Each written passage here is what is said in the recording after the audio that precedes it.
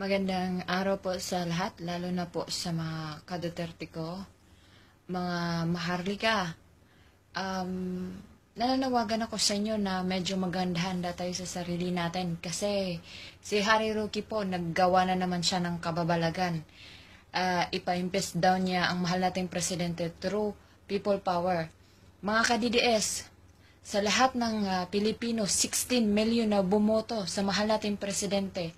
Mindanao, sa Visayas, sa Cebu, na first na pinakamaraming boto sa mahal nating presidente. Nananawagan ako sa inyo, huwag po kayong magpadala sa pera na pinamimigay nila na 500 pesos para lang mag-people power sa mahal nating Pangulo.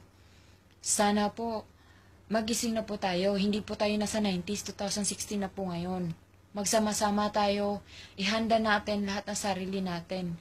At yun po, huwag magpadala sa pera. Ang pera po nakikita natin pag umunlad ang bansa natin at malinis ang bansa natin.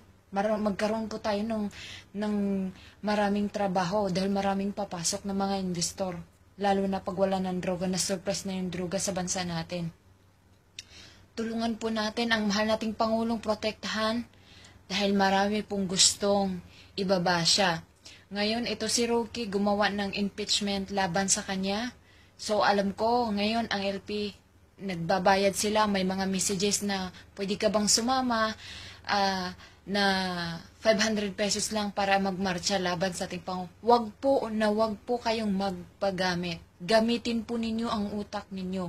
Huwag kayong tumingin sa side na ang puro panira lang sa kanila. Huwag kayong magpadala sa ABS-CBN, sa Jamie, sa mga post na laban sa mahal nating Pangulo. Kasi po, ang mga to, alam naman natin na for 6 years sa Aquino administration, wala po silang nagawa. Lahat nga ng building ni Marcos, yun pa rin hanggang ngayon ginagamit. Kaya sana, panindigan po natin ang binoto natin. 16 million po tayo versus sa kanila. Kaya ipaglaban po natin ang buto natin. At panindigan natin na walang sino man makaka-impeach sa mahal nating Pangulo at magiging ligtas siya, lalo na po ang pamilya niya. Kaya nananawagan ako, Visayas, Mindanao, sa Luzon, na mga ka-Duterte din, kay Ma'am Mocha, sana po, Ma'am Harlika, sana po magtulungan tayo, panawagan natin kasi gumalaw na po ang kabila. Sana magkaisa tayo, gigisingin natin kapwa nating Pilipino, na hindi ito panahon ng bayaran. Panahon na to na para sa kinabukasan ng ating mga anak at sa anak ng ating mga anak. Sana magkasimpatya tayo lahat. Ibangon natin ang bansang Pilipinas na matagal niyurakan ng Aquino administrasyon. May mga pulis pong namamatay na sa Visayas. Pinapatay na po yung witness against kay Garbot, kay Luot, namatay na po. Natagpuan siyang patay. Masakit man isipin na ganun ang nangyayari. Pero wag po tayo mawalan ng pag-asa. Hanggat nandyan po ang mahal natin presidente, tatayo po tayo.